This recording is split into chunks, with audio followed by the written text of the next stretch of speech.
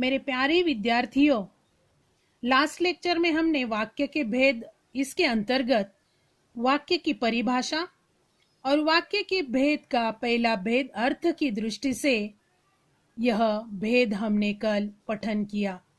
आज हम शुरू करने जा रही है वाक्य का दूसरा भेद रचना की दृष्टि से।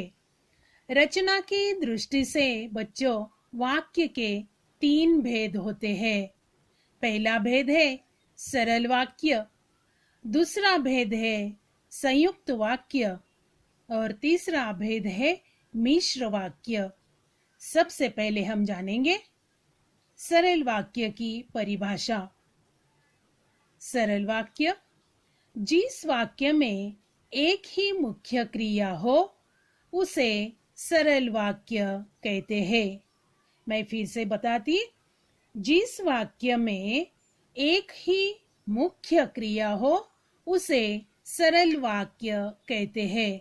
जैसे उदाहरण 1, लक्ष्मी के शरीर में एक सिहरन सी दौड़ गई। दूसरा, मोहल्ले वाले अपनी फुर्सत से आते हैं। तीसरा, एक दिन लपकानंद बगल में झोला दबाए आ पहुंचे। तो ये तीनों उदाहरण सरल वाक्य के उदाहरण है, जिनमें एक ही मुख्य क्रिया दी गई है। इस प्रकार हमने सरल वाक्य देखा। दूसरा भेद हम देखने जा रहे हैं संयुक्त वाक्य, जिसकी परिभाषा है संयुक्त वाक्य में 2 या 2 से अधिक सरल वाक्य समुच्चय बोध को ब्रैकेट में दिया है और परंतु, तथा या आदि से जुड़े रहते हैं। तो इस प्रकार संयुक्त वाक्य का उदाहरण हम देखेंगे। करामत ने हौले से गाय को पुचकारा और उसके शरीर पर हाथ फेरा।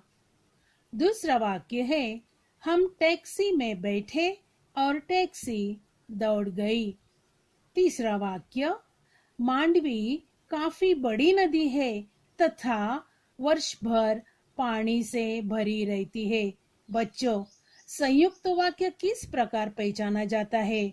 पहले उदाहरण में 1 या 2 वाक्य जोड़े गए हैं और जोड़ा गया शब्द है, और दूसरे वाक्य में भी 2 वाक्य एक शब्द से जुड़े गए हैं और वह शब्द है और तीसरे वाक्य में 2 वाक्य एक शब्द से जोड़े हैं, तो वह शब्द है तथा।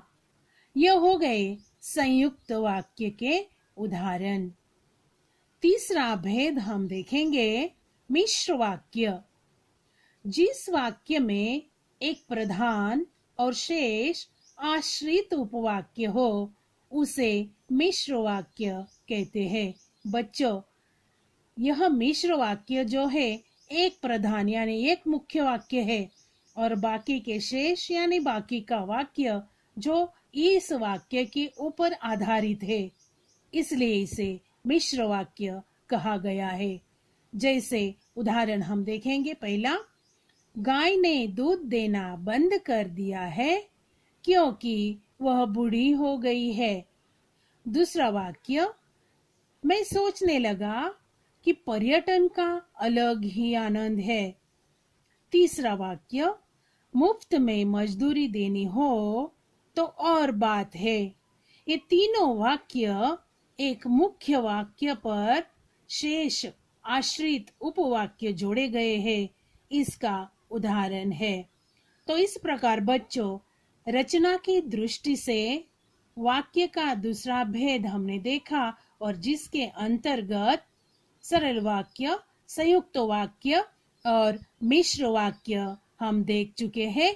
उनके उदाहरण और परिभाषा मैंने आपको समझा दी है। इन तीनों का लेखन आपको करना है और इसके नीचे मैं आपको एक कृति स्वाध्याय उत्तरों सहित दे रही हूँ, जिसका लेखन आपको पढ़कर अपनी बुक में करना है। तो बच्चों, इस प्रकार हमारा वाक्य के भेद यह टॉपिक मैं समाप्त करने जा रही। धन्यवाद।